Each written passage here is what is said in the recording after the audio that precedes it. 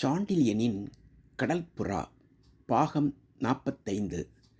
இளைய பல்லவன் சிறிது நேரத்தில் மஞ்சத்தை விட்டு எழுந்து காவலனை அழைத்தான். நான் சோழ நாட்டு இளவரசரை காண வேண்டும் உடனடியாக. அவர் மந்திராலோசனையில் இருக்கிறார். அப்படியானால் கொனவர்மரை பார்க்க வேண்டும். அவரும் மந்திராலோசனையில் இருக்கிறார். சரி, இளவரசி காஞ்சனாதேவியிடம் என் வரவை அறிவித்து வா. நான் சோழ நாட்டில் இருந்து இப்போதுதான் வந்திருக்கிறேன். எனக்கு அந்தப்புறம் எங்கிருக்கிறது என்று தெரியாது.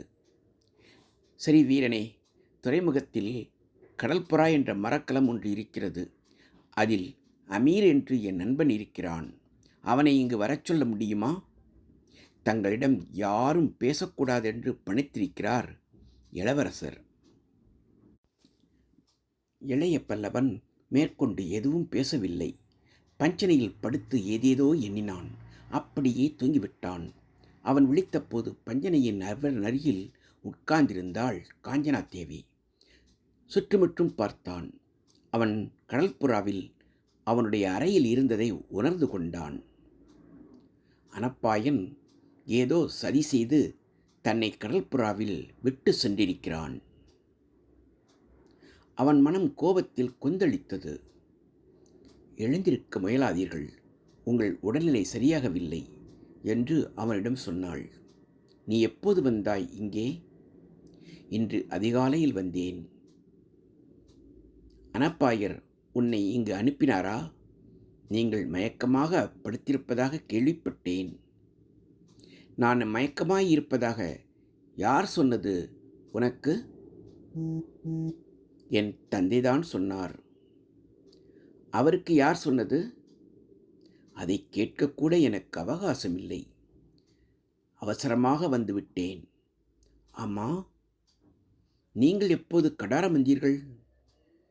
நேற்று காலையில். 6 மாதங்களுக்குப் பிறகு வந்திருக்கிறீர்கள். என்னை வந்து பார்க்கக்கூட தோன்றவில்லை உங்களுக்கு. இன்று அதிகாலையில் என் தந்தை என்னை எழுப்பி, நீங்கள் நேற்று இரவில் அரண்மனையில் மயங்கிவிட்டதாகவும் உங்களை அமீரும் மற்றும் இருவரும் கடல்புறாவுக்கு எடுத்துச் சென்றதாகவும் சொன்னார். கேட்டதும் ஓடோடி வந்தேன். காஞ்சனா, நான் மயக்கமுற்றது உனது தந்தைக்கு எப்படி தெரியும்? அனப்பாயரே அவரிடம் சொன்னாராம். ஓஹோ, காஞ்சனா, நீ போய் அமீரை அழைத்து வா. காஞ்சனா வெளியே சென்று அமீரை அழைத்தாள். அமீர் உள்ளே வந்தான். இளைய பல்லவன் தன் பக்கத்தில் அமரும்படி செய்கை செய்தான். அமீர் சற்று தயங்கிவிட்டு உட்கார்ந்தான். அமீர், நான் எப்போது மயக்கமடைந்தேன்? எப்போது மயக்கமிற்றீர்களோ தெரியாது. இளவரசரிடமிருந்து தகவல் வந்து அரண்மனை சென்றேன். நீங்கள் மயக்கத்துடன் படுத்திருந்தீர்கள். ஆகவே இங்கே உங்களை கொண்டு வந்தேன். சேந்தன் சிகிச்சை செய்தான். அமீர், நீர் எதையோ மறைக்கிறாய். உண்மையைச் சொல் என்று அமீரை மிரட்டினான் இளைய பல்லவன். நீண்ட நேரம் சமாளித்தான் அமீர். அவனால் மறைக்க முடியவில்லை. கடைசியில் உண்மையைச் சொன்னான்.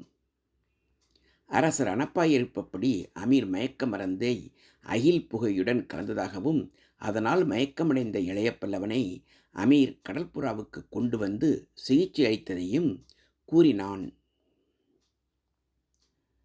தலைவனுக்கு எதிராக உபத்தலைவன் சதி செய்ததால் என்ன தண்டனை தெரியுமா? தண்டனைக்கு தயாராக இருக்கிறேன் உபத்தலைவரே. இளைய பல்லவனுக்கு இந்த பதில் அதிர்ச்சி அளித்தது. அமீர் சென்றதும் ஆழ்ந்த யோசனையில் இருந்தான். காஞ்சனாதேவி அருகில் இருந்தும் அதிகம் பேசவில்லை. கண்டியத்தேவன் இளைய பல்லவனை பார்க்க வந்தான். கண்டியத்தேவரே, மரக்கலத்தை கடலில் செலுத்த யார் உத்தரவிட்டது? அனப்பாயர் நம்மை அட்சயமனைக்கு செல்லும்படி இட்டுள்ள உத்தரவை எழுத்து மூலம் அமீர் காட்டினான். அரச கட்டளைக்கு படியாமல் நான் என்ன செய்ய முடியும் என்று சொன்ன கண்டியத்தேவனை கடுமையாக நோக்கினான் இளைய பல்லவன். ஆம் தேவரே, இளவரசரை எதிர்த்து நாம் எதையும் செய்ய முடியாது என்று சொல்லிவிட்டு கண்டியத்தேவனை வெளியே அனுப்பினான். காஞ்சனா, அவன் தலையில் கையை வைத்து பரிசோதித்தாள். இளைய பல்லவன் அவள் கையை பிடித்து இழுத்தான். காஞ்சனா, எப்படி இருக்கிறது? சுடுகிறதா? இல்லை, சுடவில்லை. உங்களுக்கு அப்படி தோன்றுகிறதா? ஆம் காஞ்சனா, ஒருவேளை அட்சயமுனைக்கு செல்வதால் இருக்கலாம். ஏன்? தொடரும்.